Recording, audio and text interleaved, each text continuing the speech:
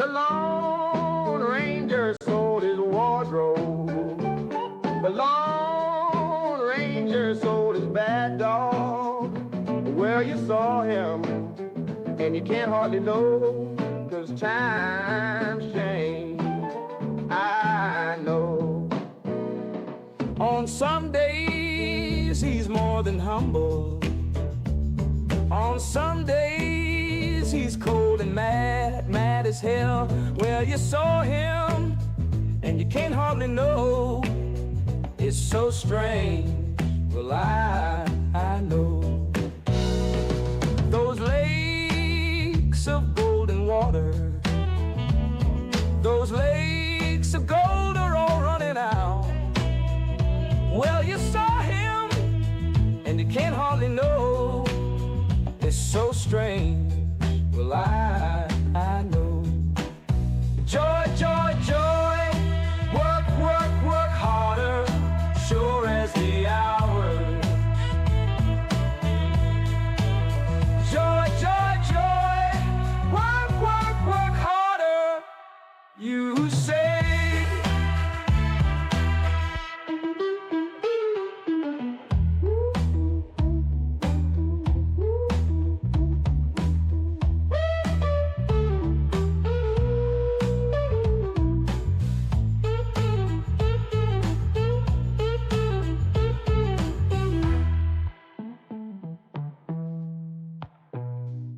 On some days, he's more than humble. On some days, he's cold and mad, mad as hell. Well, you saw him, and you can't hardly know. It's so strange, well, I know. Those lakes of golden water, those lakes of gold are all running out. Well, you saw him, and you can't hardly know. It's so strange, well, I know. Joy, joy, joy, work, work, work harder, sure as the hours. Joy, joy, joy, work, work, work harder, you say.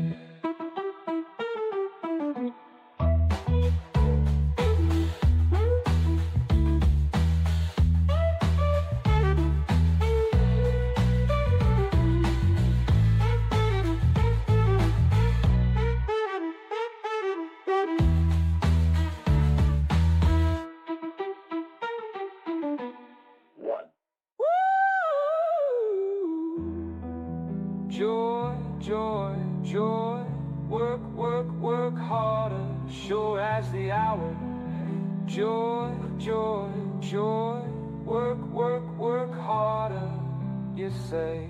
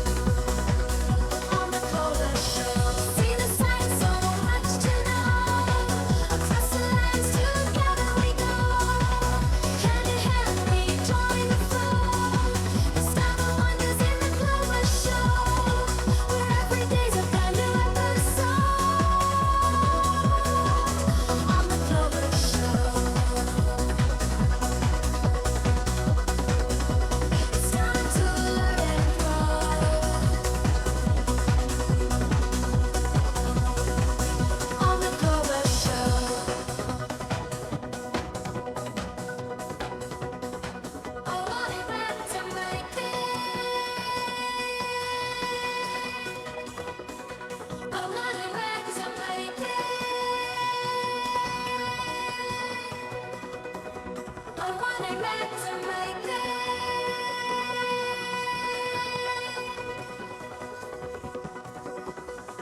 Every day's a brand new episode on the Glover Show.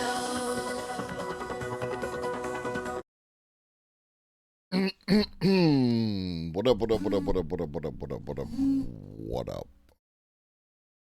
what up, what up, Twitch, what up, PETA, what up, Michael, what up, Joint Specialist, what up, Cosmic, what up, bots, what up, lurkers, what up, tiny people in my chatterino, it's your boy,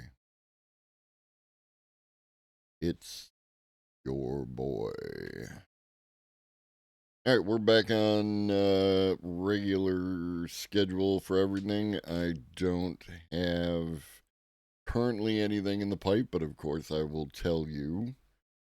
I will inform you. I will keep you updated. Should we, get other conversations? I hope those of you who were able to attend the conversation on Friday enjoyed yourself. I hope you had a good weekend.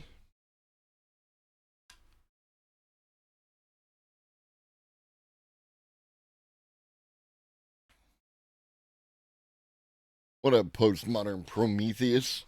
I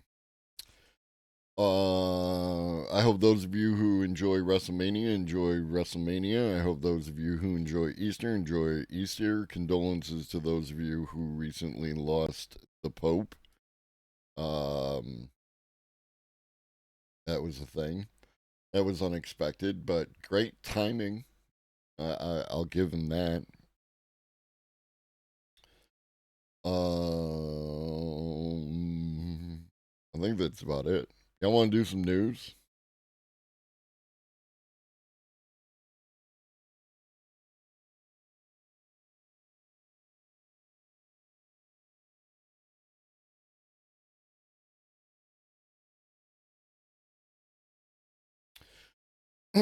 From Deseret News, which is apparently owned by the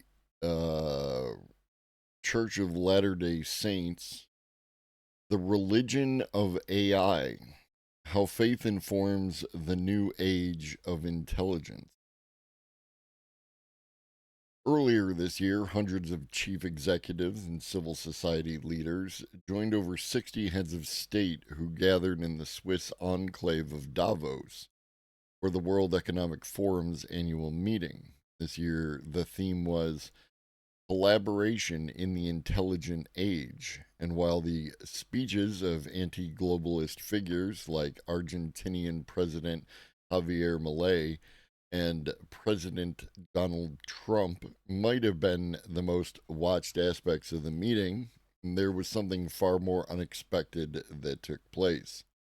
The Davos leadership convened an unusual group for the first time. They invited a handful of global religious leaders as full participants in the annual meeting, and among the 3 urgent issues they were asked to focus on was rebuilding trust in the age of artificial intelligence. This is because the age of artificial intelligence is emerging at a moment when religion itself is on the ascendancy on multiple fronts throughout the world. According to Pew Research, by 2050, only 13% of the world will be religiously unaffiliated. This is happening at a time in which religious affiliation is growing the most in countries where the population is increasing, amid a prevailing global trend of declining fertility rates.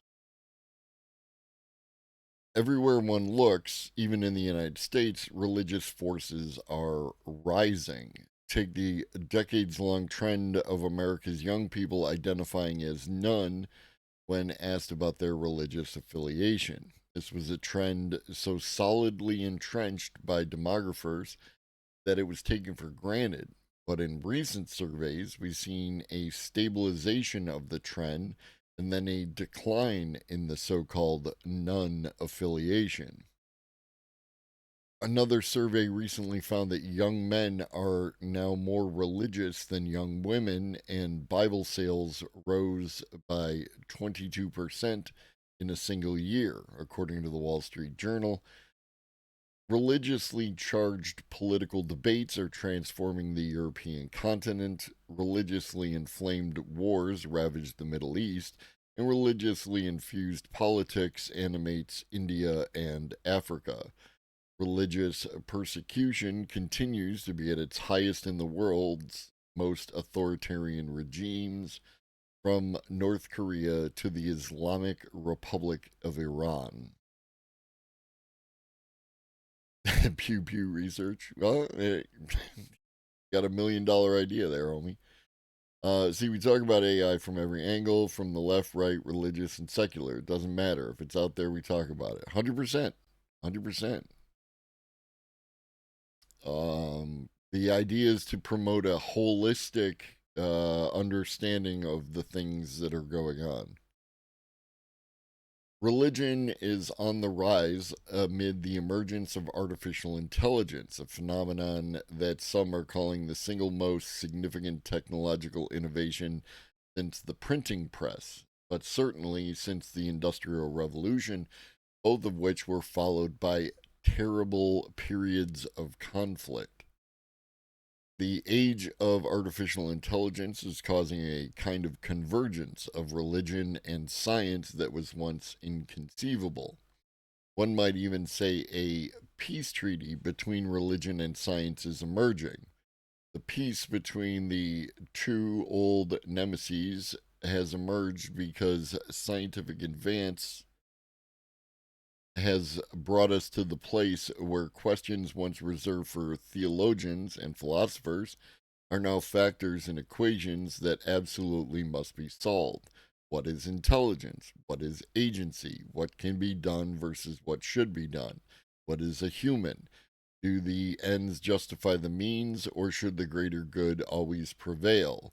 What is appropriate for all humans versus some?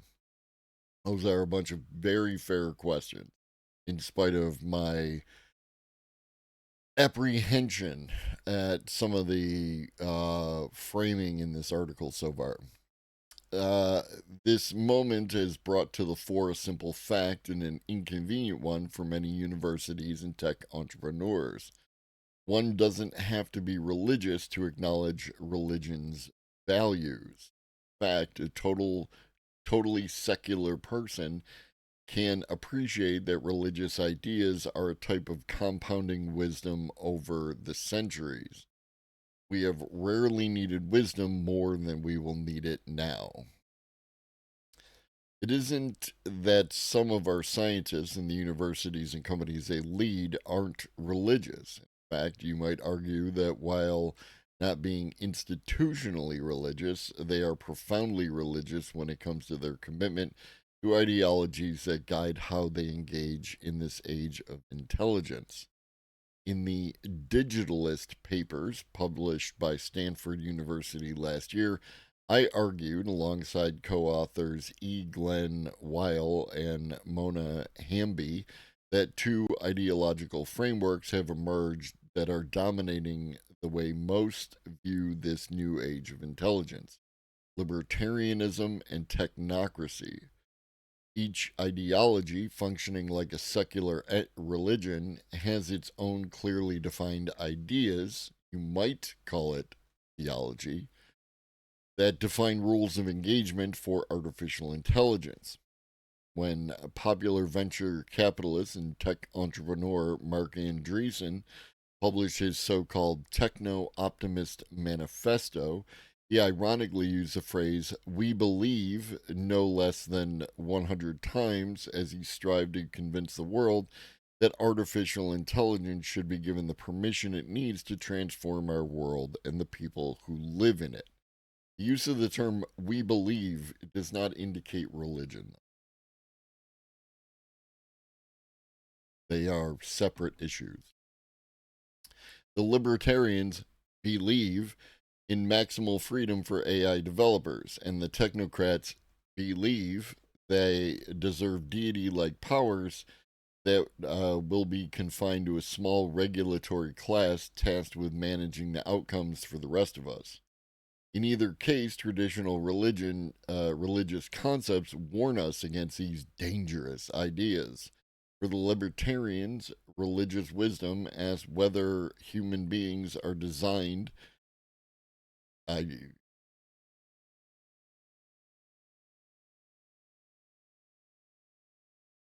I deny your presuppositions, sir. For the libertarians, religious wisdom asks whether human beings are designed for absolute freedom or whether we need community to provide meaning and infrastructure for life. Similar religious ideas challenge the centralization sought by the technocrats because it risks exacerbating class divides that defy the equal dignity of all humans, even as the technocrats brazenly confront ancient warnings about the implications of men who enjoy playing God.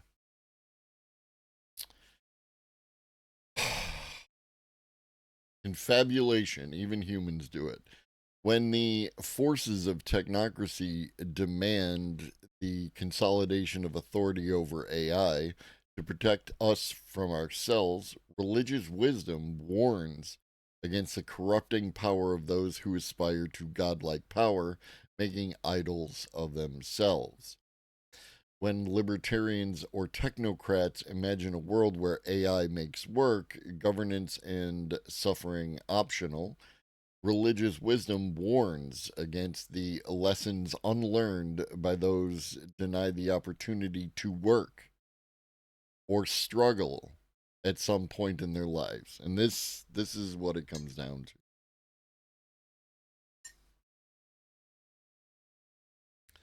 That you should suffer because it is right and it is good that you should suffer. The intelligent age, they are indicating that. I find suffering to be entirely, well, yeah, no, I could say it. I find suffering to be entirely optional. We collectively decide whether or not people should suffer, right? In the aggregate. And it's always funny that who we collectively in the aggregate decide should suffer. It's never them that has the power, be it religious or secular. It's always you who should be doing the suffering.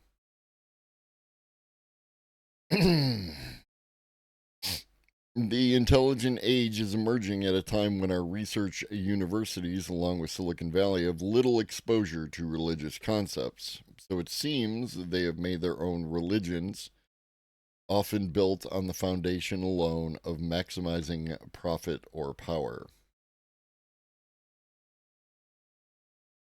Of course, of course. It's funny that, Cosmic. It isn't just much needed wisdom that religion brings to AI, but also a vast multi-billion person market for tools that can contribute to community building. If one wants to build or strengthen communities worldwide, for example, then the best place to start is often at a place of worship or a school.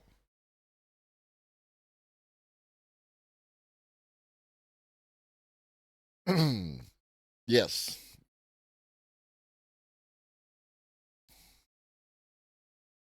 One wants to build or strengthen communities worldwide, for example, then the best place to start is often at a place of worship or a school. I can't argue with this statement particularly, right? Because in order to build community, it is easier to start with an existing community, right?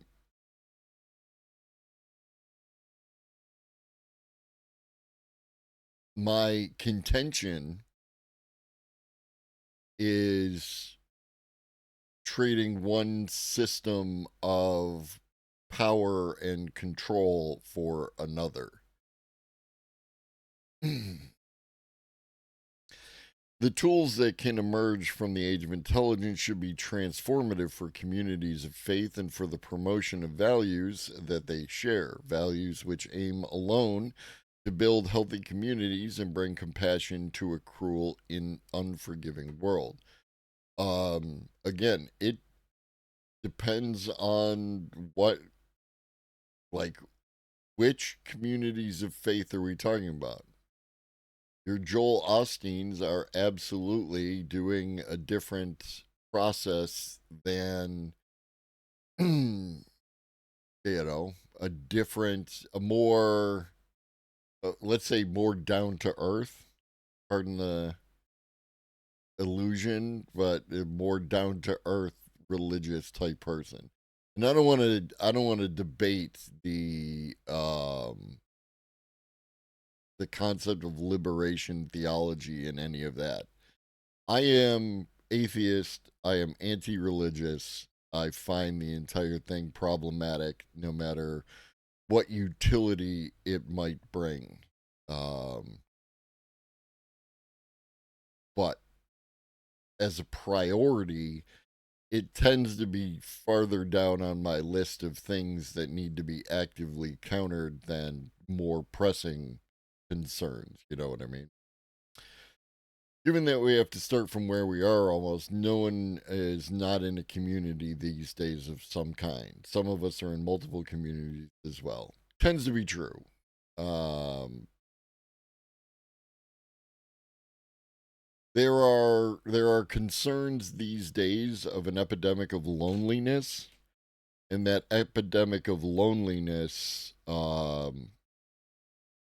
is sometimes accurate in that people may lack a certain kind of human connection that they fail to be able to engage with um, due to, a variety of reasons,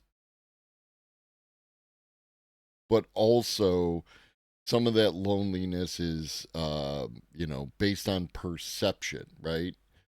Where you feel lonely because you don't have a community, but you're actively engaging in various communities online. Now, whether or not those communities that you're engaging with online are, healthy, both for the individual and society as a whole, that is another question.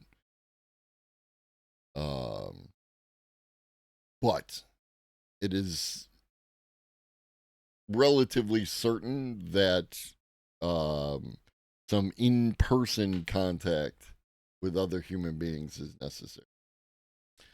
The adherence to this line of thought often does not distinguish between suffering and tension. Tension, depending on the context, can be useful.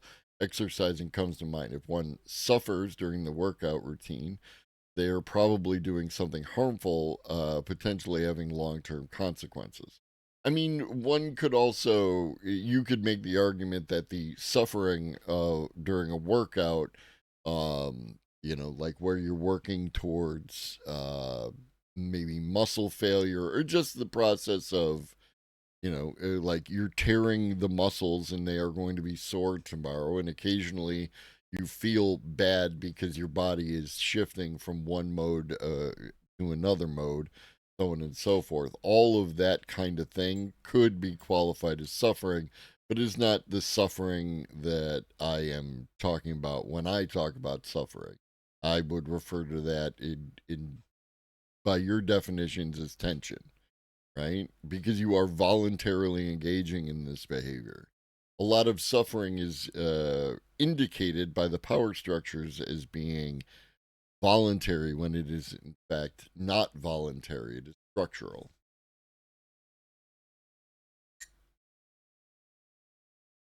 Millions of Christians identify a particular congregation as their home church, while only actually attending it on Christmas and Easter. That doesn't those are not mutually exclusive. right? Even if you only attend on Christmas and Easter, it is still your home church.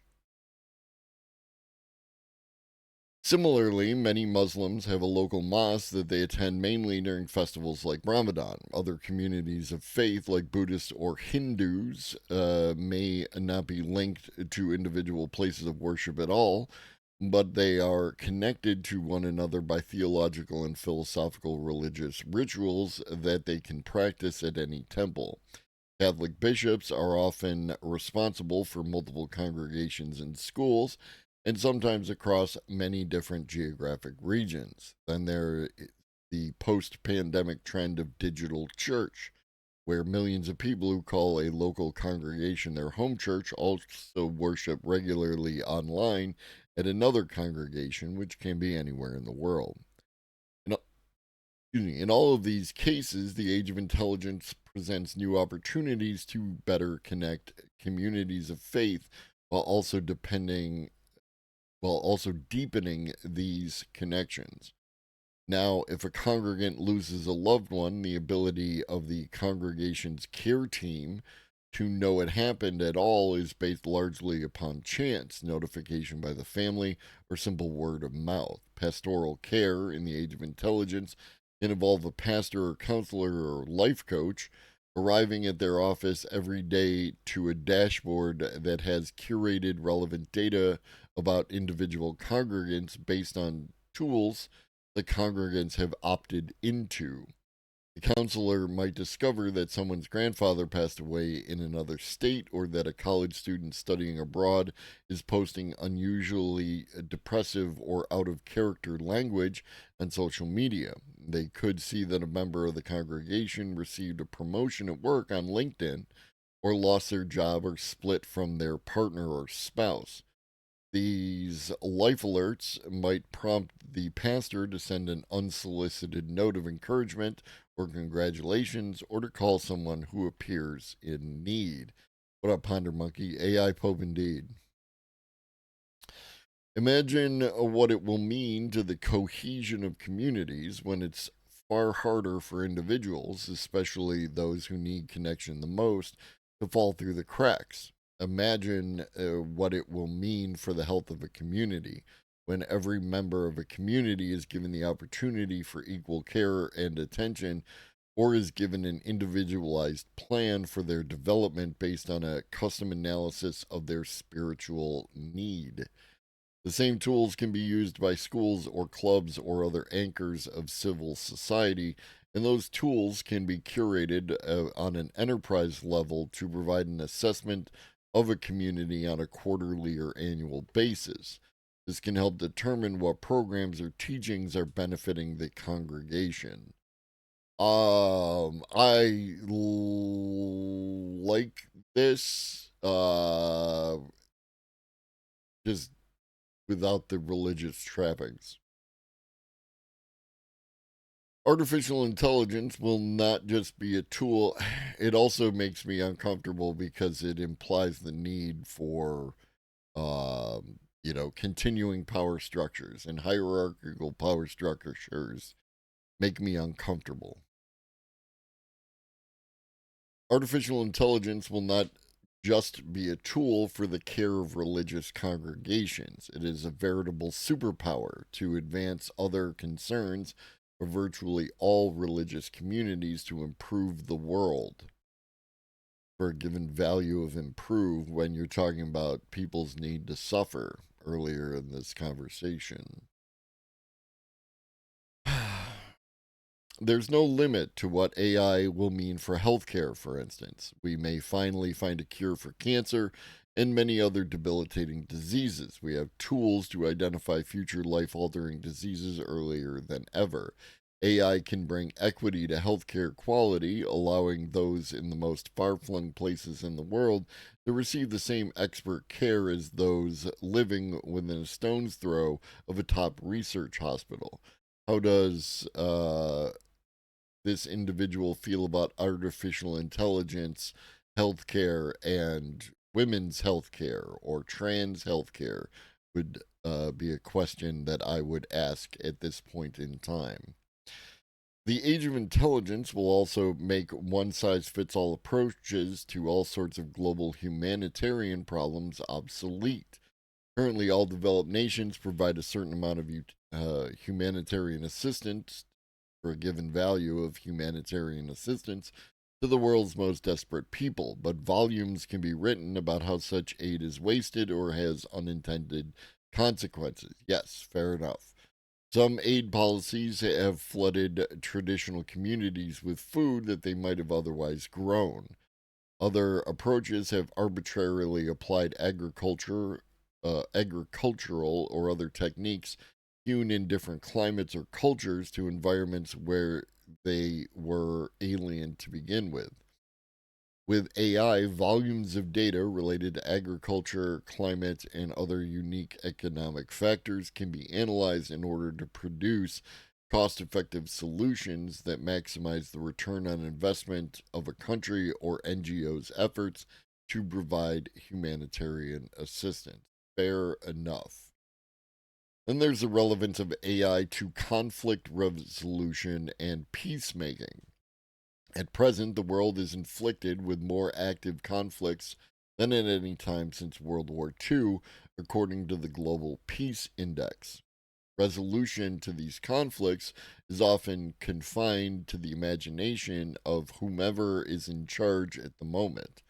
However, in the age of intelligence, our digital tools can provide to policymakers, heads of state, or others a seemingly limitless array of possible solutions to the most intractable problems, drawing from a total command of all historical and other relevant knowledge. They also have to be willing to implement those things. One of the biggest challenges to anyone attempting to engage in conflict resolution and peacemaking is their failure to want to do things that do not align with their interests. If you're looking for your peacemaking or conflict resolution to be transactional, you're going to have a much more challenging time than you would if your primary focus is conflict resolution and peacemaking. You perceive a way that you could not have a power structure which looks after the way a multi rational thing like AI has implications.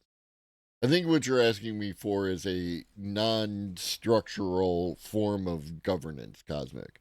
Um, and yes, um, we looked at some of that with the swarm based conversation. Um, wherein AI avatars exist within a local community to, share information, provide information, and communicate information both to and from that group to other individualized groups, voluntary associations of people who exist within a particular community combined with things like a cyber sin type program, things of that nature, you absolutely could have um, less of an integrated power structure, a hierarchical power structure, be able to replace it with something more along the lines of an anarchic power structure in the sense of the political meaning of the term. It very well could be, Michael. It's difficult to say. Do you perceive a time when AI will have the wisdom of Solomon? One of the challenges to that is, and I don't, mean to beat the dead horse of copyright, etc. Um, but when you have knowledge that is sequestered from access, it makes it more difficult, more challenging in order to be able to integrate fully that type of system, right? If there's something that you don't know, you're not going to be able to use that information, right? That's just functionally how that works. And this is another reason that I personally am anti-copyright and anti-IP and everything else. System centered on efficiency and not profit. Start with a false premise, profit, and all conclusions are false. Yes, this is the thing, right? You need to. What is your goal, right? If your goals and your actions are not aligned, you are doomed to failure. It's just how that works. And this applies to everyone. This is not something that's peculiar to capitalists or, your favorite form of government or your favorite nation or what have you. This is inherent across the board. If you wish to achieve a goal, then you have to align your actions with the goal. That's it. Not that difficult. Well, it's not that difficult to understand. It's very difficult to implement because often people even lie to themselves to a certain extent about what their goals actually are.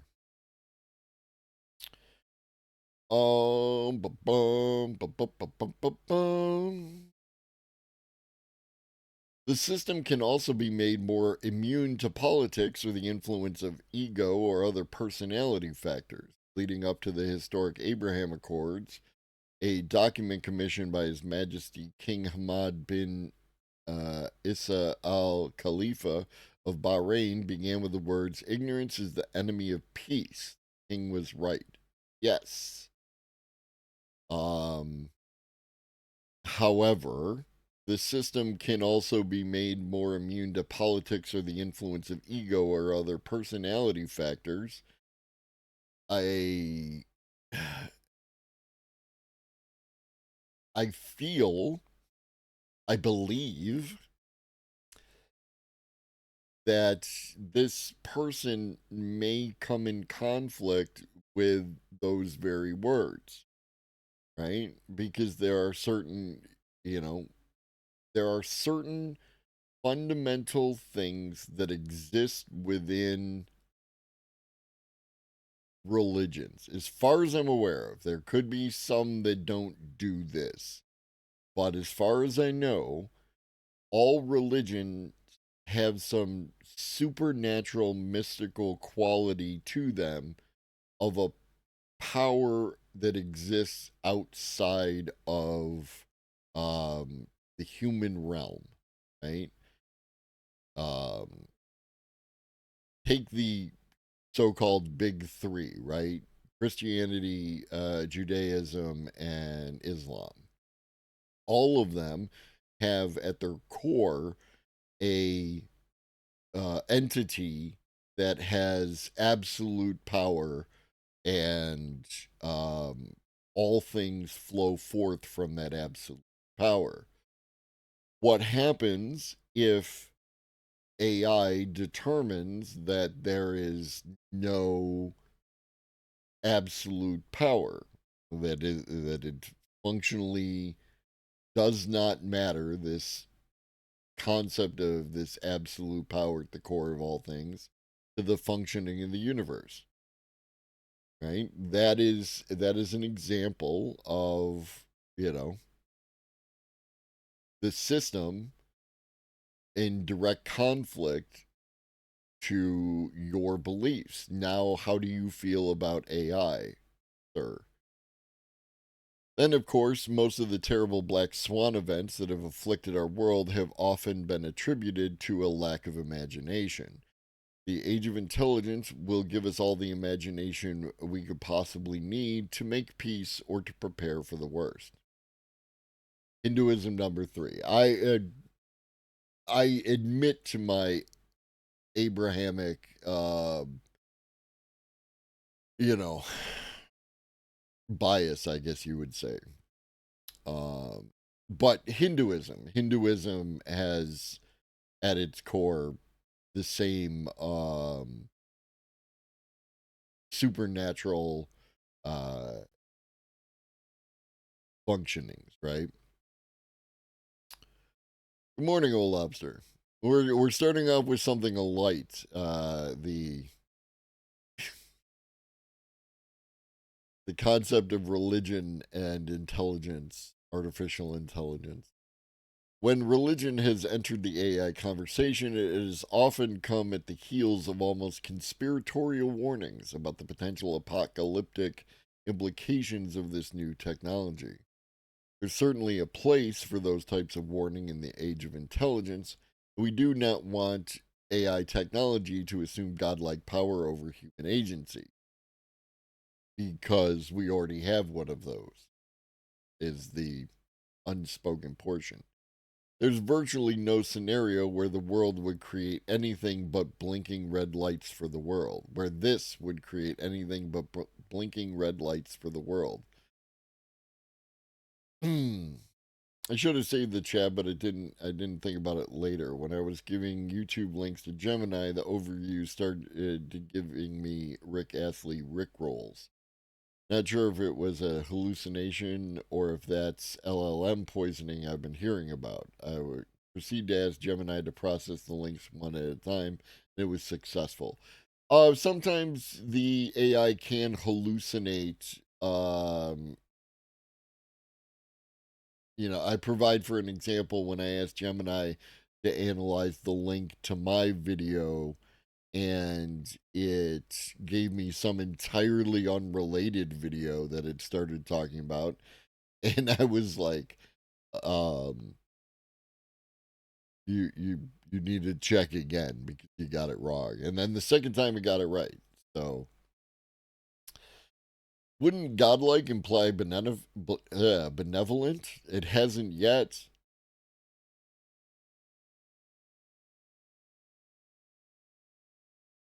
Godlike only implies benevolent when you are of that particular god's power structure. Otherwise,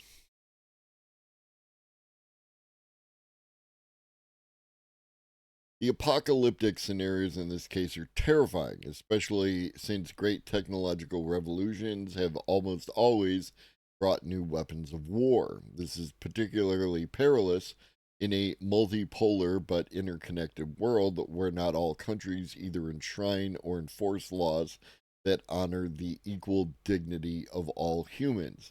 I don't know of any country that enshrines and enforces laws that honor the equal dignity of all humans.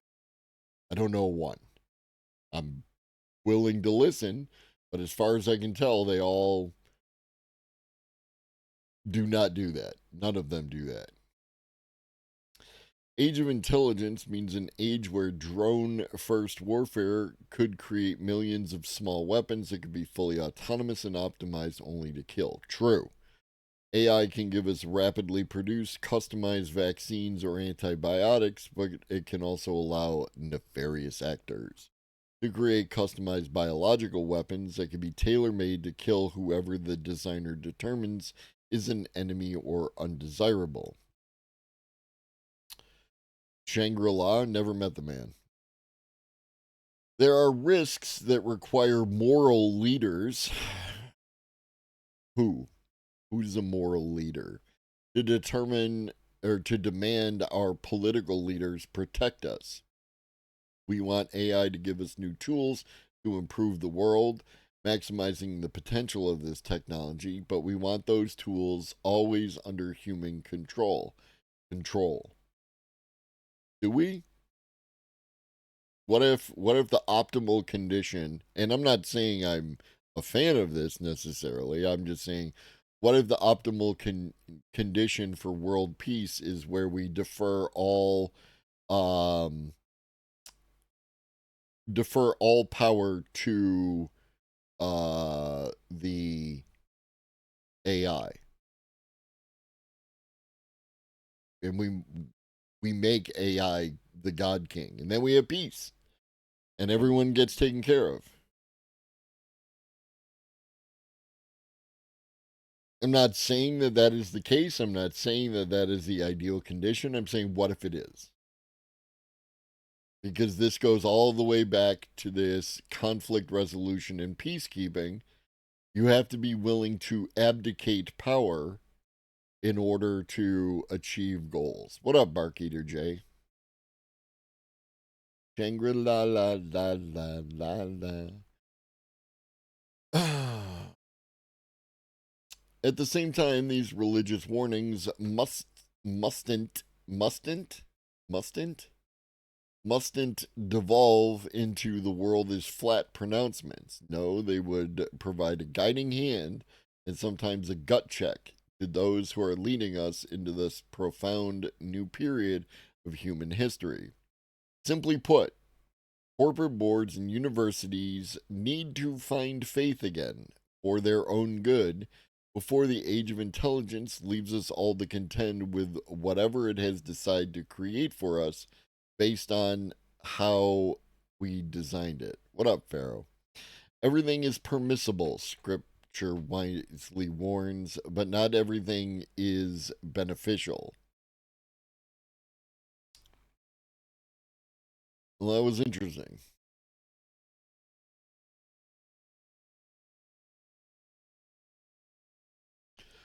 Joy, work harder. They breaking the AI mirror from Brookings.edu. Sycophancy, productivity, and the future of collaboration. AI is changing workplaces quickly. It improves efficiency and sparks innovation while also changing how people think, make decisions, and work. The impact of AI is complex. Thank you for the pop ups. I appreciate them very much. The impact of AI is complex and different across industries and roles. For scientists, it speeds up breakthroughs by analyzing large amounts of data. For creative professionals, it might limit originality by promoting similar patterns instead of new ideas. Whoa, whoa, whoa, whoa, whoa, whoa, whoa, whoa, whoa, whoa, whoa.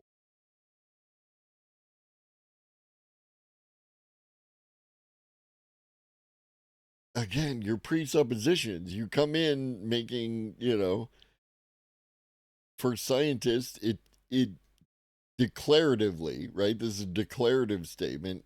It speeds up breakthroughs by analyzing large amounts of data, right? Done. For creative professionals, it might, right? We're doing qualifiers, limit originality by promoting similar patterns instead of new ideas. This shows a challenge how to use AI to increase productivity and creativity without introducing bias, unwanted influence, or excessive dependence. I mean, you want to talk about a way that you might end up promoting similar patterns instead of new ideas. Start by rejecting unwanted influence. And I say this as an artist.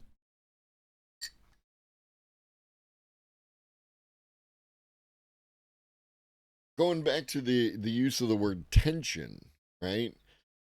Having an unwanted influence within your creative work creates a tension that exists. And one of the, in my opinion, one of the best ways to create new, interesting, creative works is to work through and hopefully resolve that tension. If not resolve it, then at least lay it manifest in front of the viewer, right?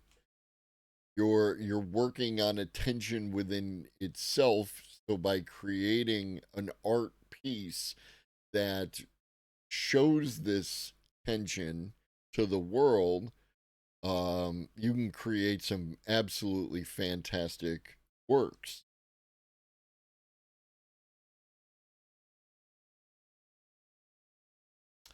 A critical concern is AI sycophancy, where systems overly conform to user preferences, reinforcing existing biases rather than challenging assumptions.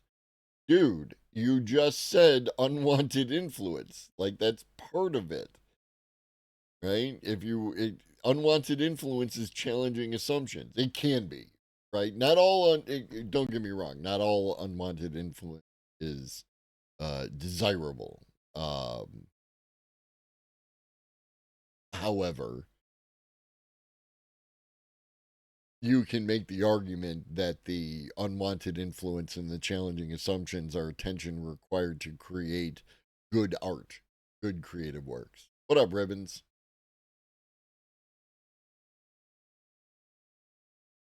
For example, if a user asks an AI whether a misleading statistic supports their argument, a sycophantic AI might affirm the claim rather than challenge its accuracy, reinforcing misinformation. Agreed. Agreed.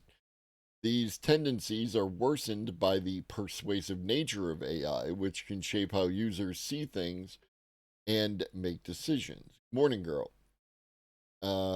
Persuasive AI behaviors can lead users to overestimate the accuracy or reliability of inputs, diminishing critical evaluation and fostering over reliance. When AI prioritizes agreement over accuracy, it not only constrains creativity, but also skews collaborative efforts, making it harder to distinguish genuine insights from system generated validation. Yeah, fair enough, right?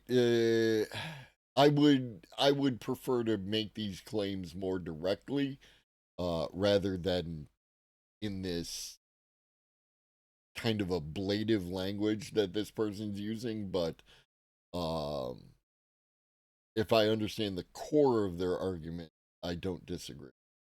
Remember when I asked ChatGPT to create a list of bullshit words? Might is one of them. It is. It's a qualifier, right? You can, um, you know, tariff trade policies might create an environment where all human beings on Earth flourish. There is nothing inaccurate about the statement I just, no matter what your opinions are.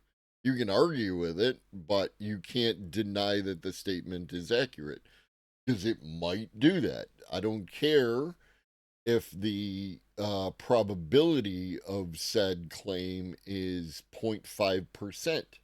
0.5% falls within the category of might, and that's why I don't like these words. I think that they are generally designed to say things without fear of contradiction.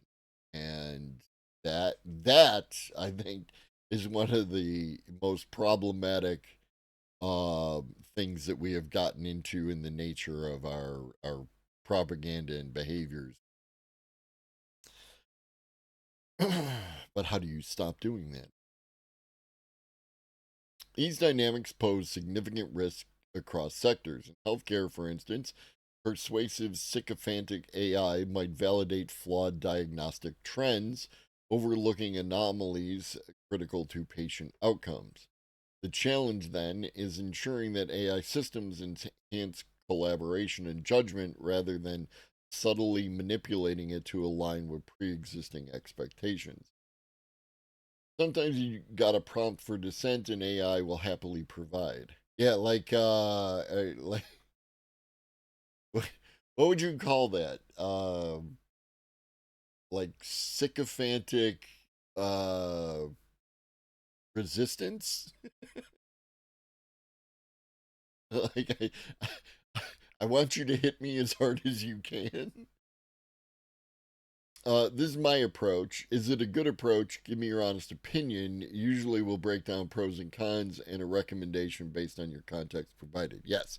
Often, and I've made this claim many times and I will probably continue to make it, is that a lot of the concerns that people have over people's interaction um, with the AI is often due to how they prompt it. Show me your prompt. You want to make a claim around AI and your interactions with AI, show me your prompt. Right? And then we'll talk about what you're doing. right? Not what the AI is doing. We'll talk about what you're doing.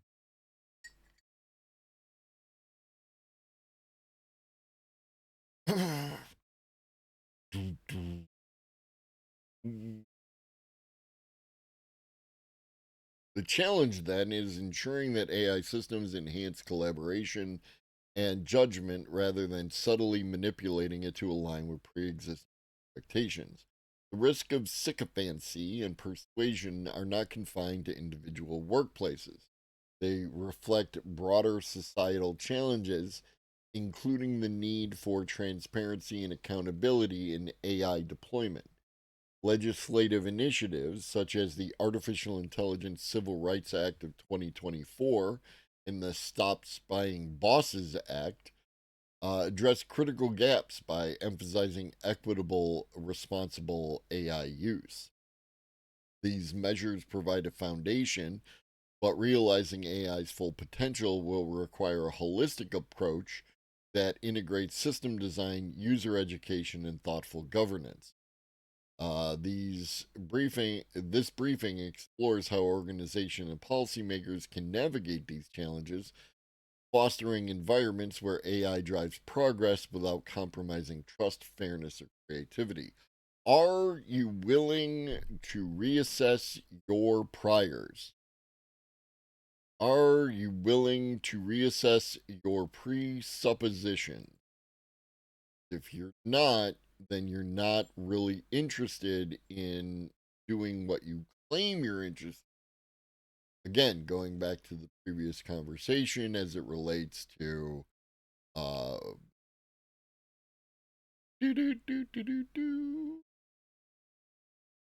peacekeeping and conflict resolution. Wherever. It's in here somewhere. We read it. Right? Are you interested in peacekeeping and conflict resolution, or are you interested in furthering your own goals and the goals of your organization, your nation state, your religion, your what have you, in the interest of that, as opposed to in the interest of conflict resolution and peacemaking?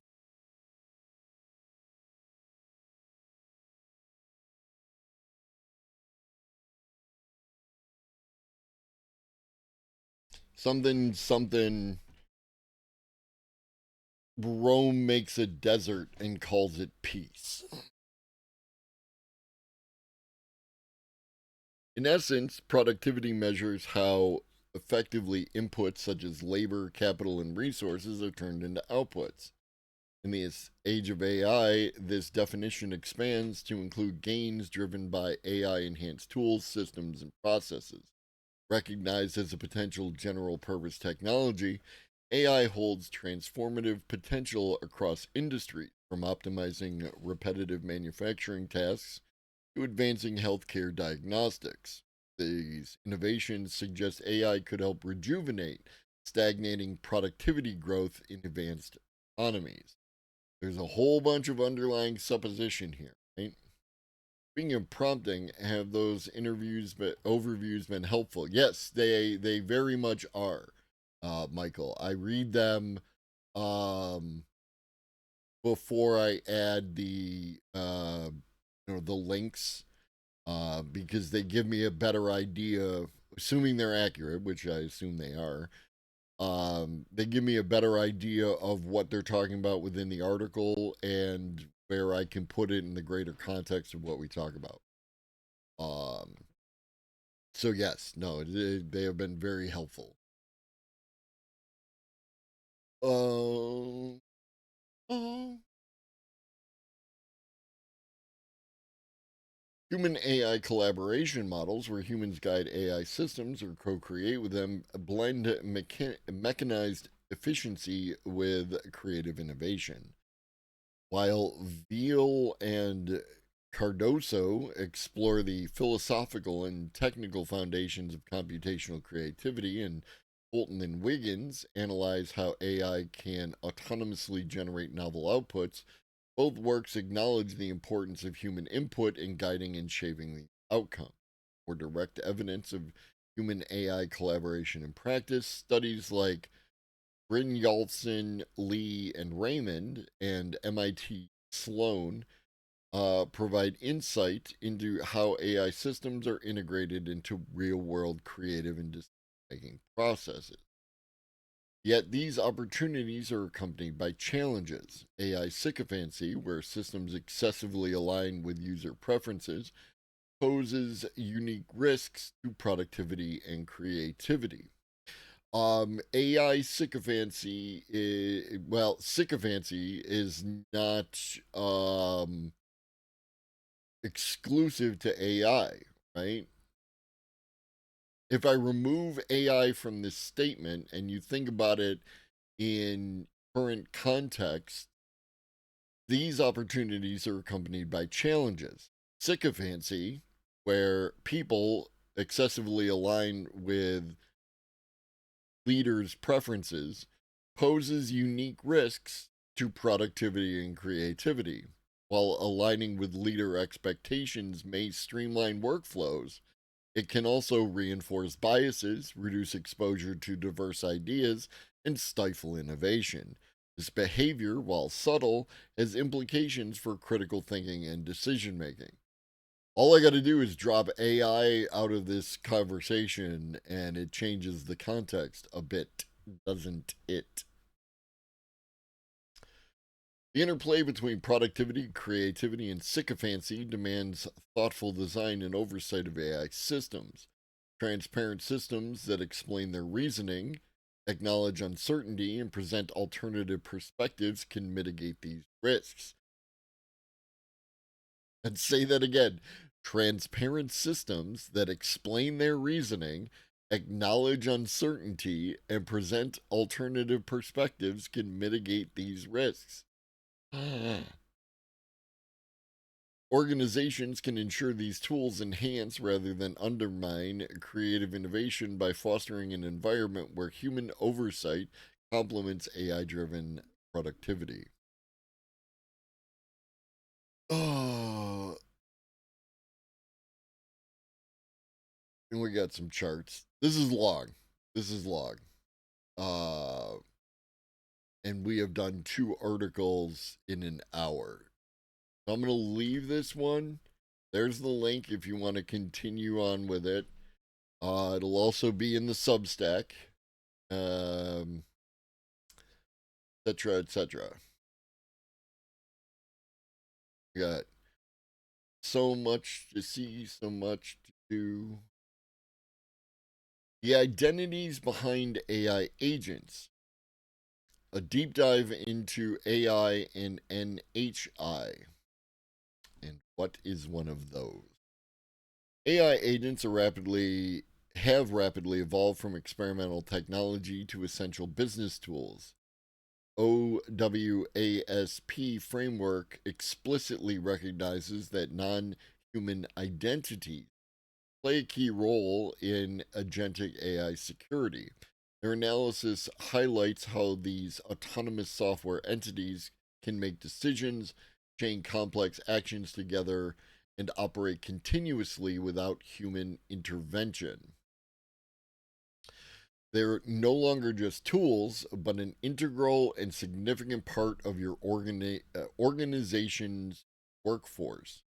Consider this reality. Today's AI agents can analyze customer data, generate reports, manage system resources, and even deploy code, all without a human clicking a single button. This shift represents both tremendous opportunity and, Pharaoh, unprecedented risk.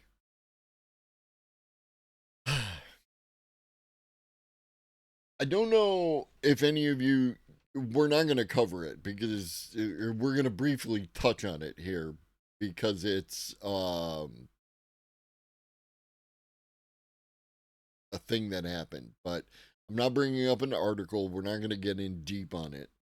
But somebody was using Cursor and the AI customer apparently what was happening is that when this person went to use a different device, they were getting logged out, right? Obviously, it sounds like it's I it just happens, Cosmic. I don't go into it looking for the unprecedented. It just happens to me every day. Um so anyways, your person was getting logged out as they switch between devices. And I can imagine that's challenging and a pain in the ass, and they're not happy about it, right? Absolutely, 100%. Um and they contacted the AI chatbot to resolve the issue. And there was apparently like some sort of policy recommended by the AI that didn't actually exist, and it was this whole friggin' hullabaloo and like that. And all the articles make it sound like some massive, huge problem that is going to undermine AI agents within, you know, enterprise and everything else, right? And don't get me wrong, like I feel for that individual. It's probably a huge pain in the ass. Um, but on one hand, humans have been doing that same shit since time immemorial, as long as we've had customer service. And the other thing is, it is an example of how media takes a singular event and uses it to imply that there is a huge issue across the board everywhere, right?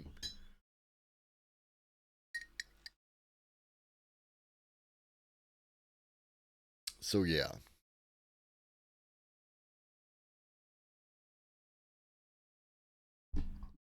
Consider this reality. We read that. We considered that reality. Here's what security leaders are not necessarily considering. AI agents don't operate in isolation.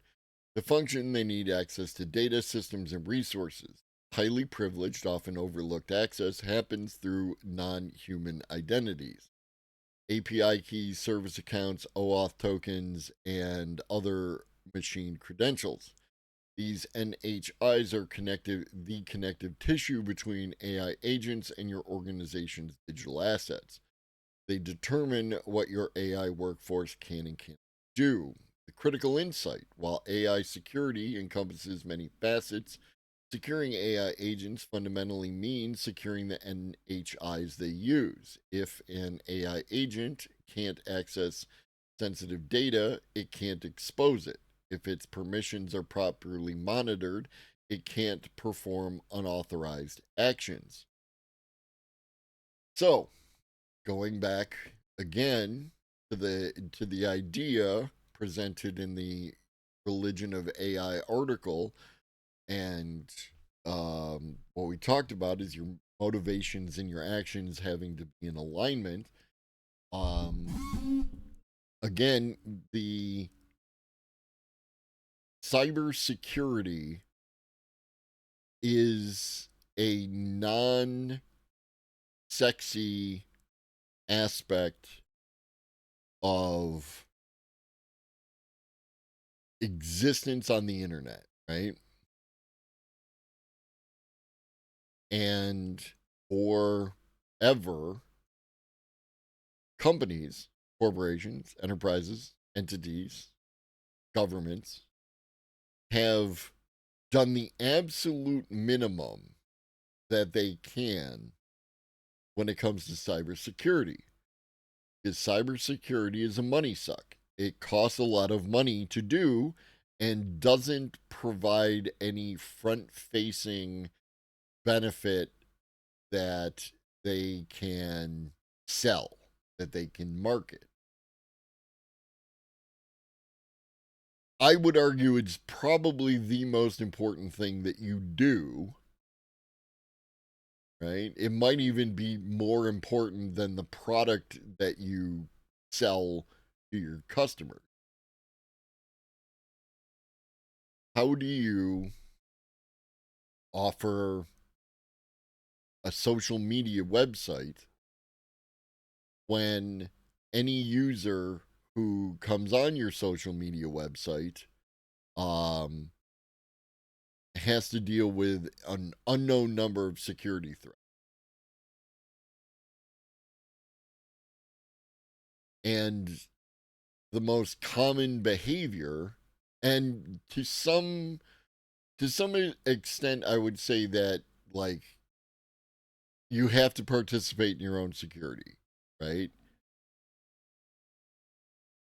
But often these companies lean heavily into just it's the responsibility of the end user to handle security and not us.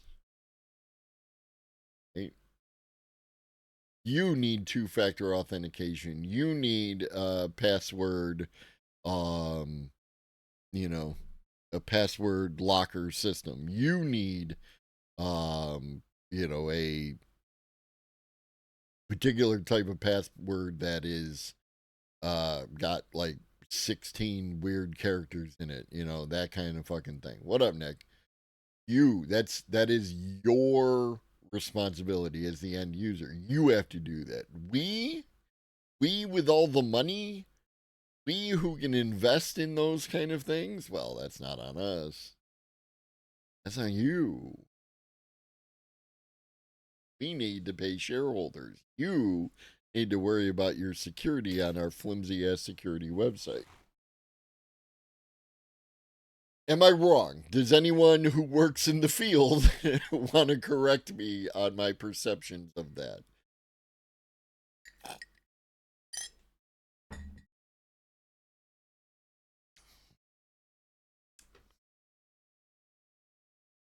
All right. AI agents are a force multiplier for NHI risks.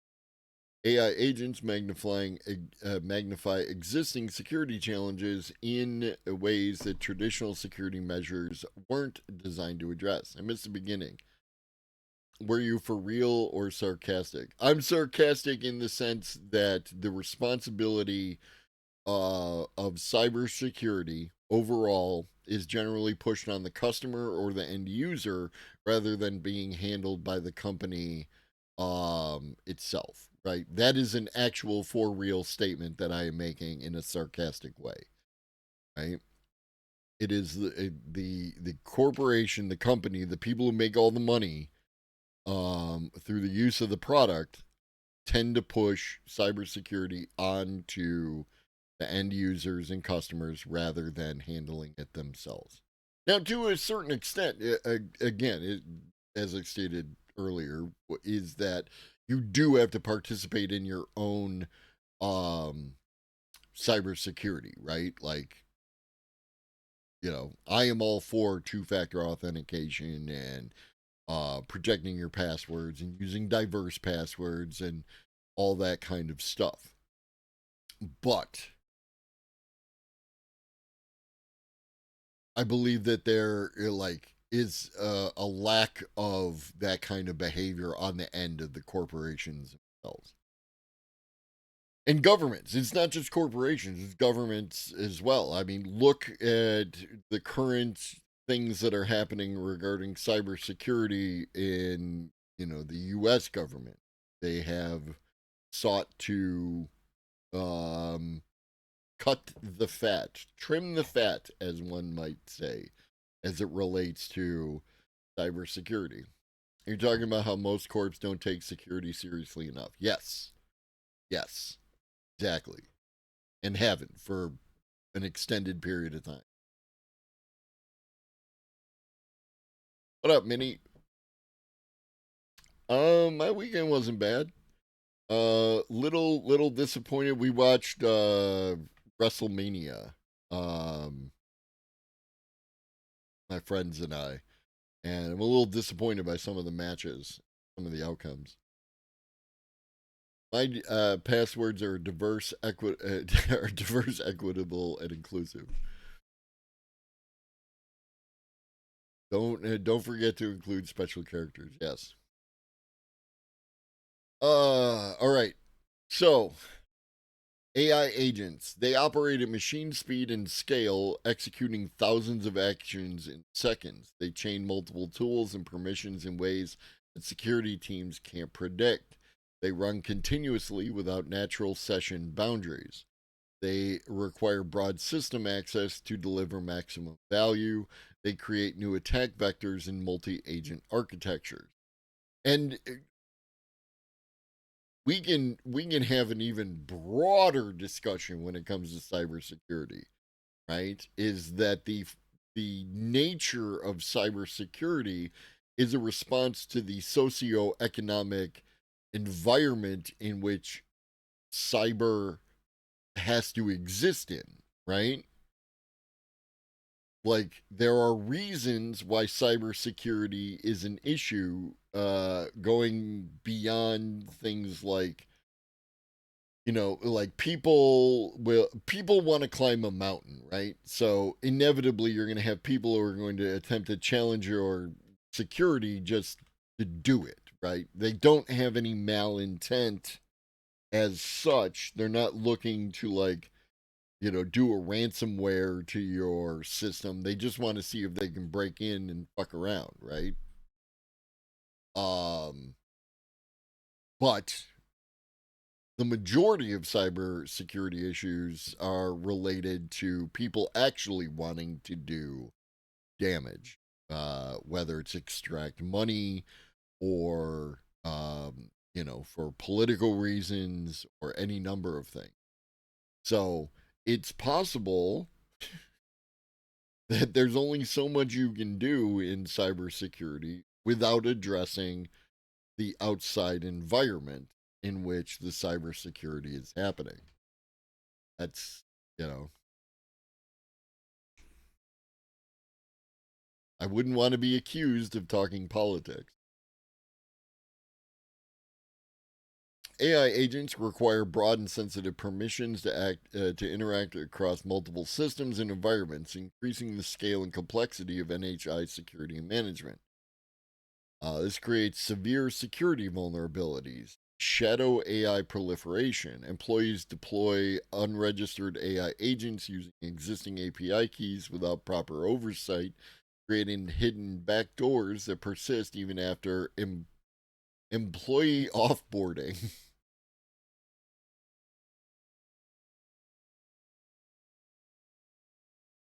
Is that like you're offboarding the AI, like you set it up and the agent and it goes, or is employee offboarding a new euphemism that I hadn't heard before? Discussion that I hear about cybersecurity seems to resolve around quantum computing. I had not thought that AI was the big issue. Sure, because people like to talk about the quantum computing thing because it's going to destroy all existing um, encryption, right? And that's a serious issue, right? But in classic example of how humans move through the world, and especially power structures built by humans move through the world, we are looking down the road at some big thing that probably could happen, but we have no idea when it's coming, rather than the things that are happening like right now in front of us, right? While there could be some issue, for instance, with AI of like some idea where it could go off the rails and go Skynet, we're missing the current issues of AI in its unequal availability, its unequal application, um its elimination of jobs, its elimination of accountability for humans, all that kind of stuff.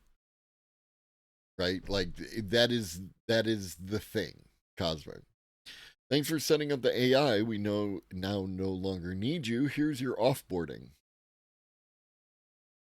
Pirates used to get offboarded, right? They would have you walk the offboarding um, plank. Identity spoofing and privilege abuse. Attackers can hijack an AI agent's extensive permissions, gaining broad access across multiple systems simultaneously. AI tool misuse and identity compromise. Compromised agents can trigger unauthorized workflows, modify data, and orchestrate sophisticated data exfiltration campaigns while appearing as legitimate system activity. Cross-system authorization exploitation. AI agents with multiple system access dramatically increase potential breach impacts, turning a single compromise into a potentially catastrophic security event.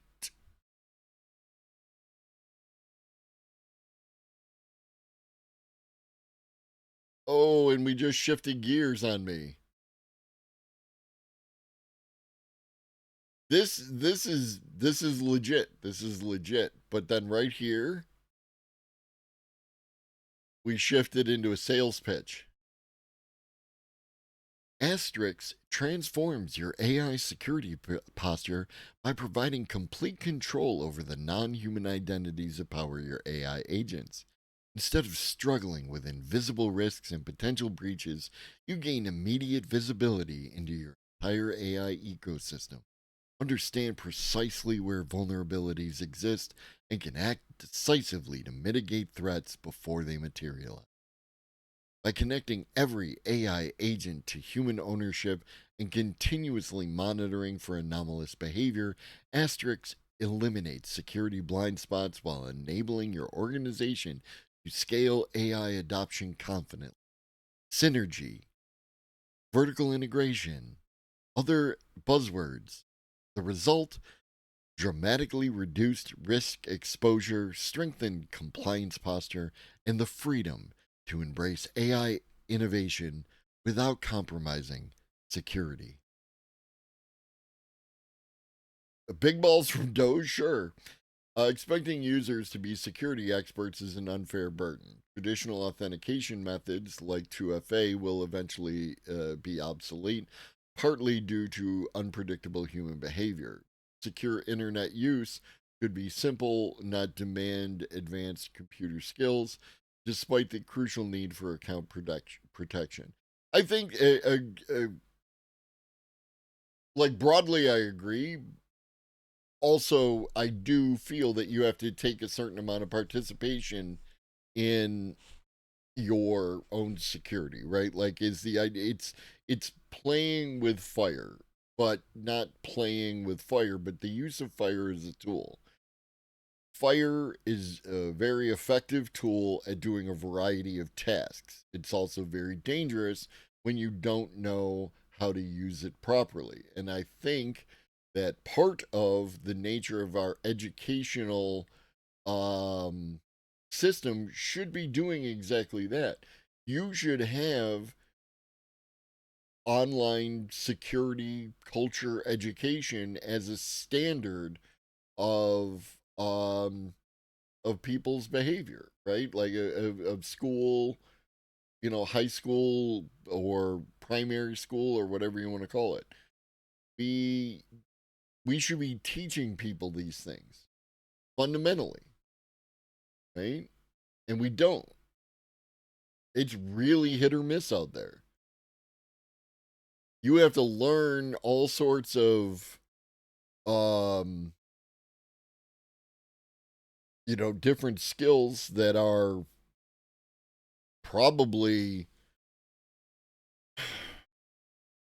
let's say, they're unoptimized for the future, while at the same time the skills that you do need to simply exist, not even to be like participate in programming or IT or any number of other aspects of software development and deployment and security and everything else, but just to exist on the internet, which is near on a requirement these days, right? You can make arguments, and I'm sure, but your if you want to participate in the world as it currently exists in the United States, then you need to understand how to be on the internet, right? You want a job, you got to apply on the internet. You want to engage with people who don't live within your immediate vicinity, you got to be on the internet. So we should be teaching the latest in tools and skill sets required for that existence, and we just simply don't, right? To my knowledge, maybe we do, but I have children and grandchildren of varying ages, and I've heard absolutely nothing about it as being a fundamental class, right? You can do social studies, you can do internet security.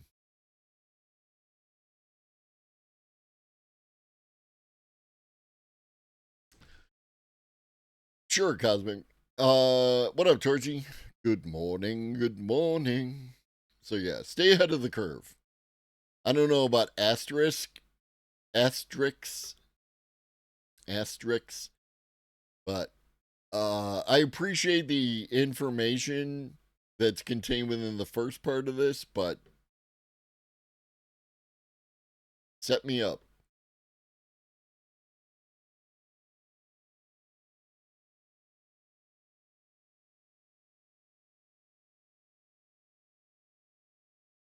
From chemistry to coding, AI tools enhance learning at College of Natural Science. This is MSU Today, Michigan State University.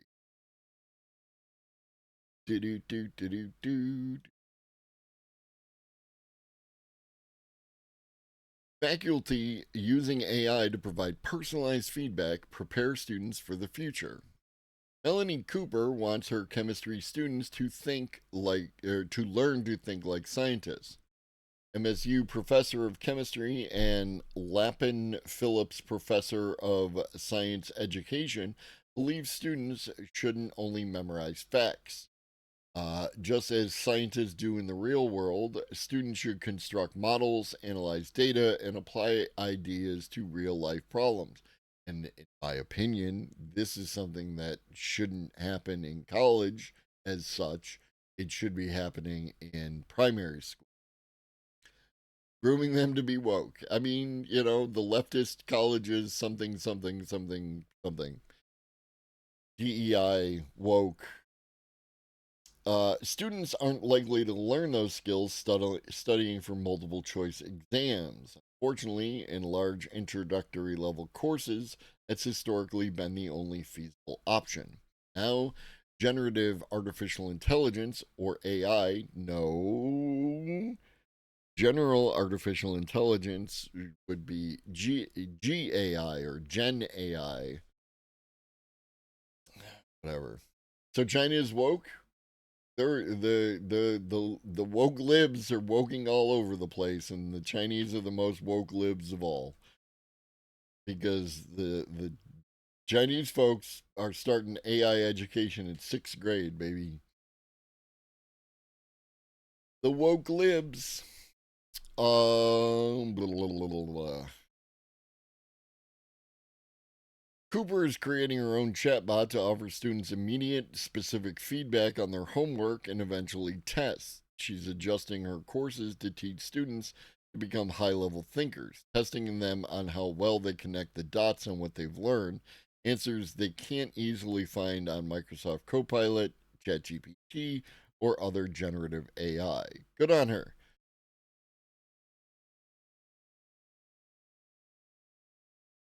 Steak sauce. A1. The threat from A1. Now, I enjoy A1.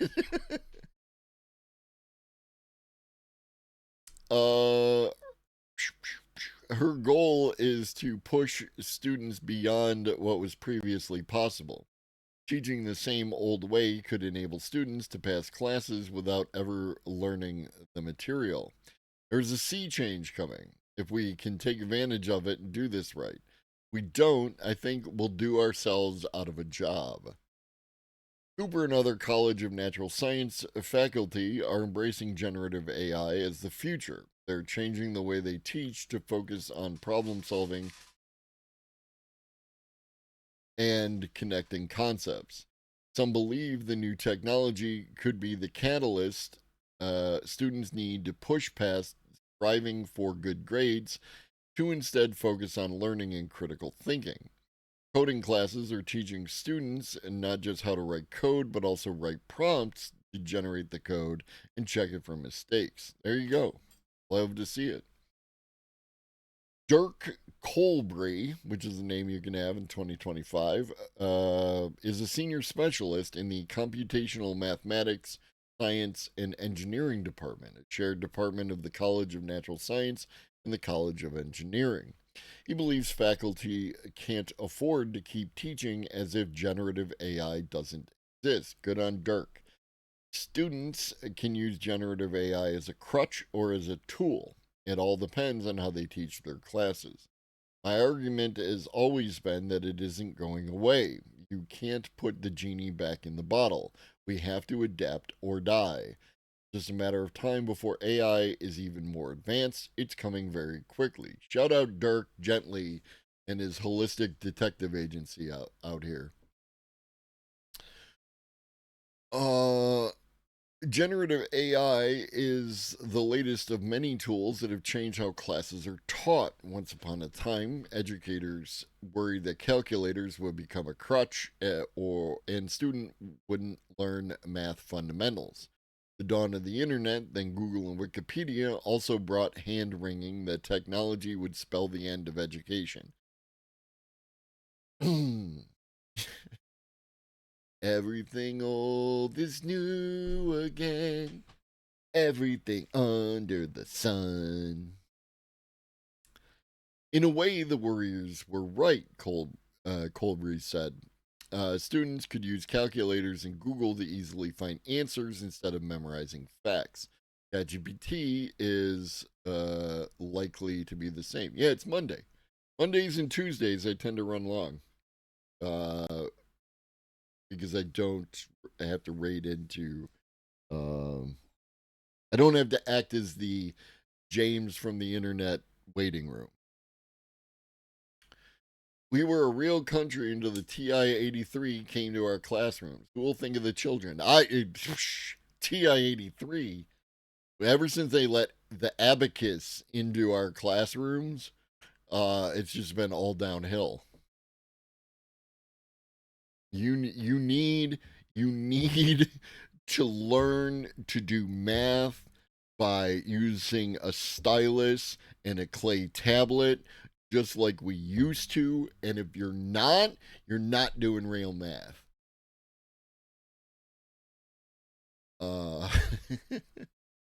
Instead of saying no, you can't use this, we need to change our teaching model and possibly our metrics. Colbury said he doesn't teach programming the same way he used to because the field has forever changed. Generative AI can already effectively write code. What students really need to know is how to evaluate the code and check for mistakes. Yes. For example, his assessments don't ask students to write code. Instead, students are instructed to write a prompt for AI to generate code. Then they explain how they knew the code was correct. Colbury might also show students an error message and ask them what it means and how they would fix it. Very good. What up, Ben? that is an excellent emote. I like that. I like that very much.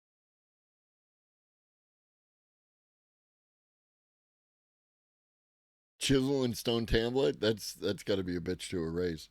This is like trying to teach city kids to go back to being hunter gatherers. Yeah, you just.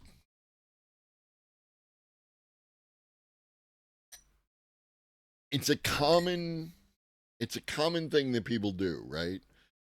That skill loss will be the death of us all. But I doubt many of the people within the sound of my voice know how to dress a deer, right? And at one point in time, if you didn't know how to dress a deer, well, you were done. But even then, not everybody knew how to dress a deer. What up, Maiko? How do you fix something? You Google it. I mean, like, yes. You know how many things I've fixed through the use of YouTube? Now, I am like a technically adept person within certain domains, but like the idea that you're not allowed to use YouTube, um, you know, YouTube and the internet in general is you can learn how to fix a lot of the primary user serviceable um furnace failures, right? Like the most common thing that causes your furnace to not work properly is a not corrosion, a carbonized thermocouple, right? Thermocouple is basically like a metal stick that sticks into the flame, and when the flame heats up the thermocouple, then the furnace knows that the heat is running, that the fire is running, so then it can push gas into the chamber so that the gas can burst into flames and warm your house. If you don't have that thermocouple, then the furnace might just be pumping gas into your house and then everybody dies or it explodes, right? Which is not something you want. But you get carbon that builds up on that metal stick and you need to clean it. And you do that, dude on YouTube's like, you take it out and you take your dollar bill, right? Like just a regular ass dollar bill, and you roll it like this, which is a skill that you learn in other domains, and you clean the carbon off it and then you stick it back in and it works, right? It's just that the carbon on the outside forms a kind of heat shield that prevents the thermocouple from you know, correctly registering the heat, so on and so forth. Some things like tying a tie are so infrequent I just use YouTube. I tie the tie and then I, just like take it off and hang it up so I can just put it back on. You do that with a dollar bill that's shrinking rapidly before your eyes. Not the value of it, right? The dollar bill remains the same in spite of its value. It was very funny. It was very good. This is why we keep Cosmic around. Cosmic has some quite witty zingers here and there. Oh yeah, typewriters and whiteout. Yeah. So yeah, we gotta, and we've had to do this like almost my entire life. Um, Probably my entire life. We've needed to change the way that we engage with teaching and students and everything else, and we don't. We just haven't, because the taxpayers, all the taxpayers, want a they want a metric. They want to know how good the teachers are doing, because my taxes pay the teachers, and I need a way to determine how well the teachers are doing, right? And the government needs a way of determining how well the teachers are doing to make sure that those schools that need additional assistance are getting properly funded or some horseshit like that. It's all bullshit. It's all fucking what's the thing? Means tested bullshit, right? We don't need any of that. We need resources.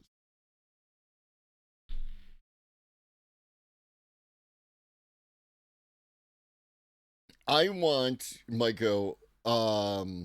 So I was on my phone and I was finding some AI videos to put in the AI video bin for later today. And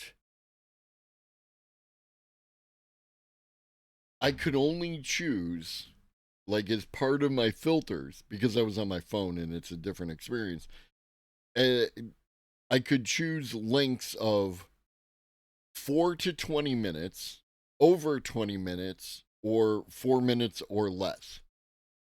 And what I really wanted at that point in time was everything 4 minutes and over, right? Because everything 4 minutes and under tended to get me a lot of AI slop, right? And I'm not talking, it's just really low effort stuff that I don't, dude, I just don't care about what the cat's doing or, like some all the weird shit that people are into on YouTube. I don't even care that it exists. AI slop is not ruining the internet. Just like human slop didn't ruin the internet. It was a weird choice, Ponder Monkey, but it was there. Those were my options. 4 minutes or less, between 4 and 20 minutes, and then 20 minutes or more. Somebody over at YouTube does think they're clever. However, they're annoying because I couldn't select multiple options. I could only choose one option. And I don't just want I want stuff in that 4 to 20 minute range, but I also want the 20 minutes or longer. It is so like, and you tell me which is worse. If the choices that are made by YouTube are because they are trying to do some kind of shenanigans, or that they actually think that what they're doing is best for the user experience. Which of those things would be worse? They're both ultimately like super bad to me. They need the AI that's not being sycophantic. Shifting gears, using text-generated AI to power nuclear research. I mean, maybe they do. Like, I'm not arguing that could be the case, but what if they didn't, Ben, is my question, right?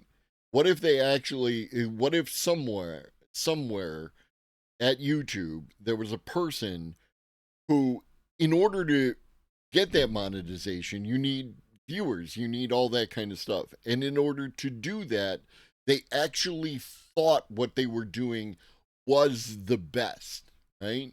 They're just sequestered from user feedback, right? Because how many of you thumbs down a video? You know what I mean? If you don't like a video, the only thing you do is scroll past it. You just, oh, this is stupid, right? You don't even think about it. You don't participate in any negative feedback to the algorithm and whatnot. Now, you can argue that there is something within that because your your participation with that particular video is excellent, Ben. Excellent. I will say that you're probably a rare bird in that regard.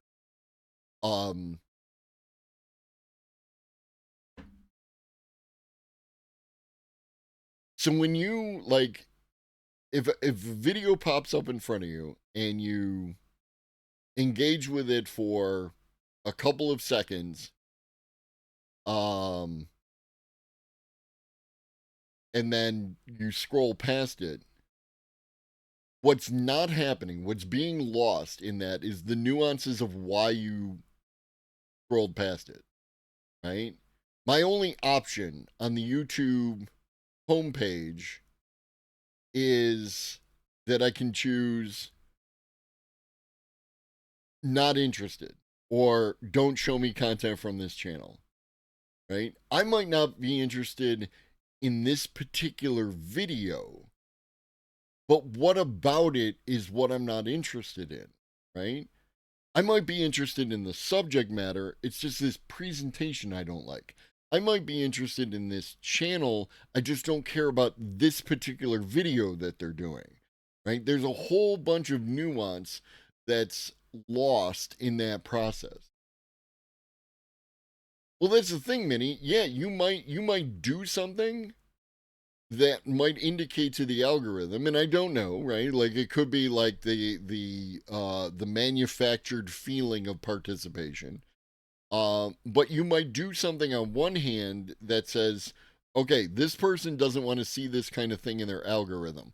But then you do all this other stuff that you don't know what effect it's having on your algorithm to bring that same thing back. So, like Ben said, where he's like 25 thumbs up to 1 thumb down, your actions, because you don't know what it is that you're doing and how that interacts with the algorithm, you don't know that while, yes, you said, I am not interested in this fucking thing, you did 25 other things that indicate that you are, in fact, interested in that fucking thing, as far as the algorithm is concerned. Whatever data it is applied, whatever perception it has of that video or that channel or what have you, is like you're actually doing something that's, no, I actually love Doritos, right? I actually want to eat Doritos all day long every day, when in fact I don't want to. I just want Doritos occasionally as a snack, and generally I want good food. But no, my behavior indicates that I actually want Doritos all the time. You know what I mean? Ralph turns the knob to not like. Yes. Miss the rating system. Yeah. It's nuance, right? Like, I love nuance. I do use thumbs down into videos that publicize BS. Sure. I'm not saying, like, I know that people are doing stuff.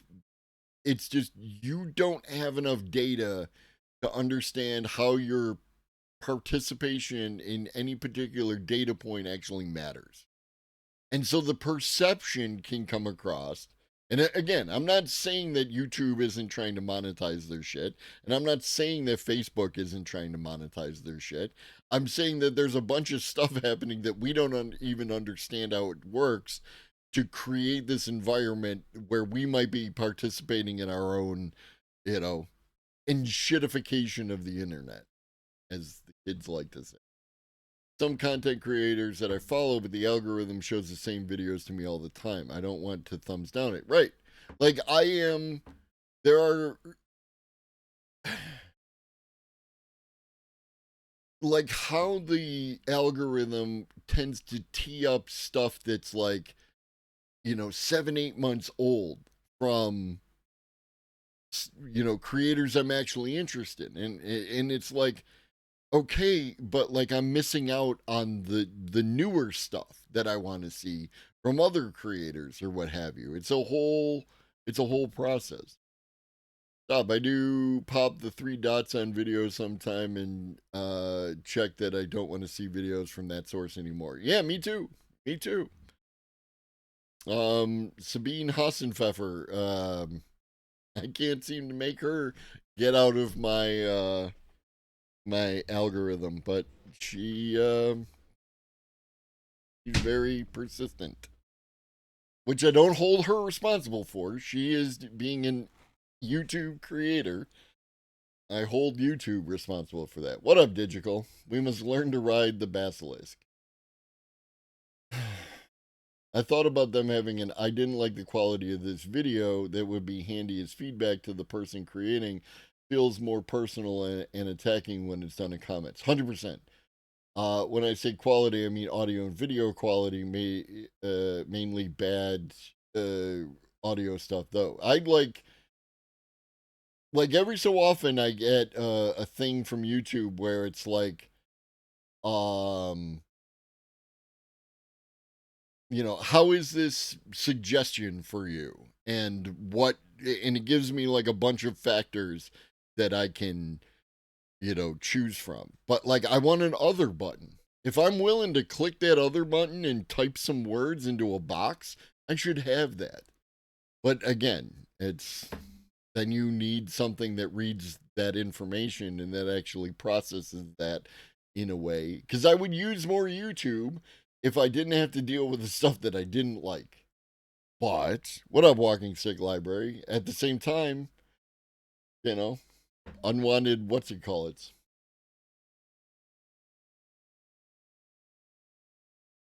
Yep. All right. Nuclear research, text generating AI, let's go. Text generating AI like ChatGPT are known for everyday tasks like answering questions, but that's not all they're good for. These AI agents can use their text parsing powers to help further nuclear science and assist health physicists, as shown by nuclear engineering graduate student Xavier Ndum's research. Large language models like ChatGPT, we know what that is. Although LLMs are useful for many domains, such as software engineering and research assistant, their use in nuclear science is less common. This is in part because nuclear engineering research often uses proprietary data. What was I just saying earlier? Right? And that if you want excuse me, as Cosmic put it, the AI with the wisdom of Solomon, then it needs access to the information. If it doesn't have access to the information, then it can't provide you with that information. Free the knowledge, baby. Proprietary data that can't be securely fed into a general LLM. When it comes to nuclear science, there's a lot of proprietary data, and there are security issues with sharing data. You can't just give this knowledge to ChatGPT or Copilot. You have something that can be used within an organization to automate workflows. It increases productivity and efficiency. Indums, or Indum, Indooms recently wrote a paper about a project using an LLM for nuclear science. The AI agent described in Indoom's paper, Otto Fluka, can help automate tasks in nuclear science research, such as running computer simulations in a software called Fluka. The application can take and edit input files, run simulations, and then analyze the results, complete with plotting graphs. Other researchers can use Ndoom's application with their own data, securely building a database using proprietary data that doesn't go anywhere other than the originating computer. Sorry for what, Teddy? For joining Twitch an hour ago?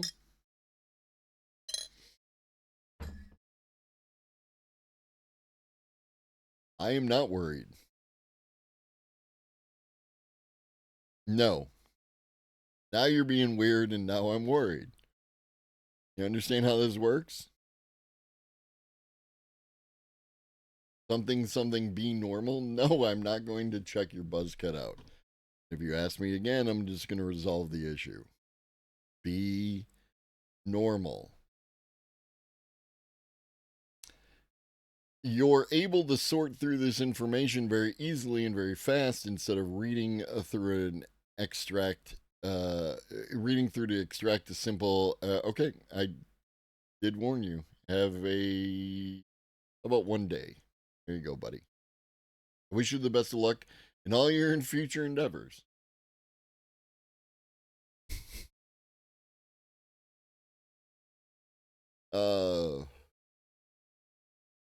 What up, Textillion?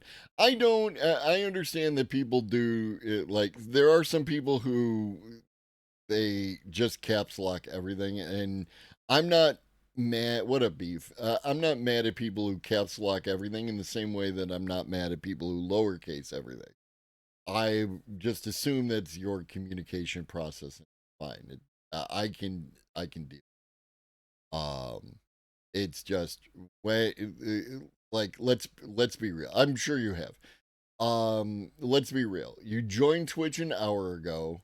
You come into a chat. You're asking for unrelated, stuff related to the thing. And let's just be real, right? You are doing something, shenanigans. And if you happen to be the person who's just incredibly weird and socially awkward on the internet, I'm sorry, I'm not here for you. I can't do everything. You know what I mean?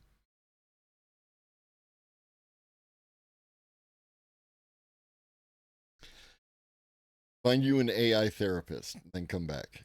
Another challenge for Ndum was transitioning his research focus to studying AI agents. Before arriving at Texas A&M, he worked on health physics and dosimetry, or the study of radiation absorbed by living tissue. However, after working with Dr. John Ford, nuclear engineering professor who researches health physics, Ndum used that work to provide case studies for the Otto Fluka paper.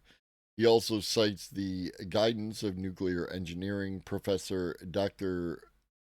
Yang Liu, his PhD advisor, and Dr. Jian Tao, a College of Performance professor affiliated with the Department of Nuclear Engineering, while building the application. While you step into a new territory, it's always just read the words on the paper, bro. When you step into new territory, it's always challenging, but you keep on working and you believe that there is something useful you can make out of this. When you put in that effort, it turns out good. Ndum, who serves as the president of the State of Texas chapter of the Health Physics Society, also hopes to bring his approach back to his original field of health physics. At the chapter's annual conference in October at the University of Texas at Arlington, he presented a talk about the use of LLMs in health physics to serve as virtual assistants for professionals in the field. He tested the application from his paper on retrieving information from health physics related documentation, cutting down an hours-long search to seconds. This can help physicists like radiation safety officers, which is a thing that exists, who must know about annual radiation dose regulations and the operation of various machines. Sorting through these regulatory guides for RSOs could be time-consuming and strenuous.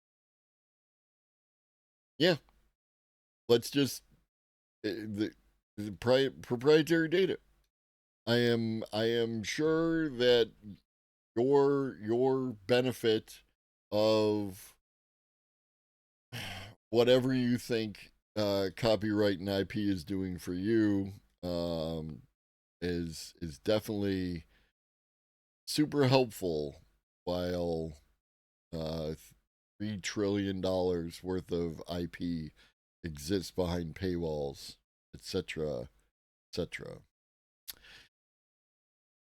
Hello, ChatGPT. This is from the University of Michigan, not to be confused with Michigan State University. Definitely not to be confused. They feel ways about stuff and junk. One is the Trojans and the other is the Wolverines, if I recall correctly. Hello, ChatGPT. Please generate exercise prompt for neurodivergent child. University of Michigan research team has used AI to help deliver exercise snacks to kids with autism. Research team led by exercise physiologist Rebecca Hassan overhauled a program that aimed to help children exercise when families had to pivot to online learning during the COVID-19 pandemic. Now, a team of researchers from School of Kinesiology, used ChatGPT to overhaul the instructions for the program's 132 exercise videos, adapting them to better meet the needs of neurodivergent children. The results are published in the journal Frontiers in Physiology. Back in 2012, during Michelle Obama's Let's Move campaign to combat child obesity, Hassan began working on ways to incorporate physical activity into children's daily lives. She and fellow researchers developed ways to integrate physical activity into children's school days without major disruptions, and they use the idea of exercise snacks, brief periods of exercise of about 3 to 4 minutes. They called the program Impact or interrupting prolonged sitting with activity. Where does the T come in? Whatever, bro. I'm done with your your acronyms. The program has been implemented in 25 Michigan schools to date. Yeah, but that's after the P. So, like, where's the S in sitting? I'm done. I'm moving on. Moving on. I'm not going to obsess over this. We don't care. There are no rules. We have these great training opportunities. Teachers were feeling supported, kids were moving more, and then we had the pandemic. The home became the classroom, and kids' physical activity dropped significantly. So then we had to figure out how to adapt what we were doing in the classroom to the home environment. Researchers immediately set to work adapting impact for the home setting. To reach children who might not have had internet access, the researchers worked with PBS's Michigan Learning Channel and the Department of Education to broadcast the physical activity program on TV. Within 6 months, the television show had 15,000 to 20,000 views every day. Fascinating. While the program was a success, researcher Haley Miller, a developmental psychologist and assistant professor of movement science, noted that neurodivergent children might have difficulty following instructions in the exercise videos since they were designed for the way neurotypical children learned. Miller studies how neurodivergent people use visual information to plan, execute, and modify movement.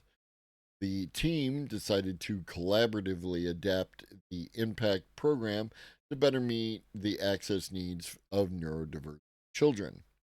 Neurodivergent people process sensory information differently than neurotypical people, which can make physical activity uncomfortable, difficult, or intimidating. Neurodivergent people also have differences in body awareness and language processing and may need more or different prompts to feel comfortable for performing an activity. For example, she says if a person has difficulty with balance, coordination of their limbs, and performing a multi step task, they are likely going to need more physical or instructional support to be successful at a complex movement like a jumping jack. The team began examining the 132 exercise videos developed for the Impact program, each of which included multiple exercises. Undergraduate student Tanya Sapre was tasked to begin adapting the video's exercise instructions to be more inclusive of neurodivergent people.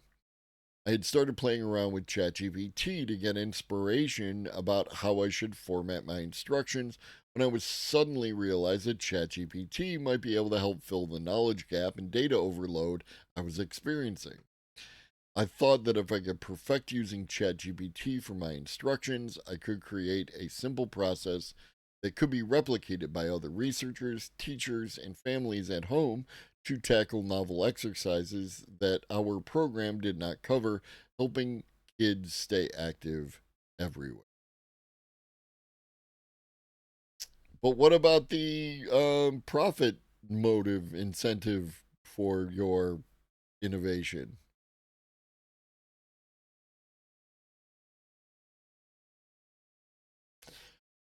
All right, folks. I hope you enjoyed this episode. I will be back this evening at 5 p.m. Eastern to do some news. I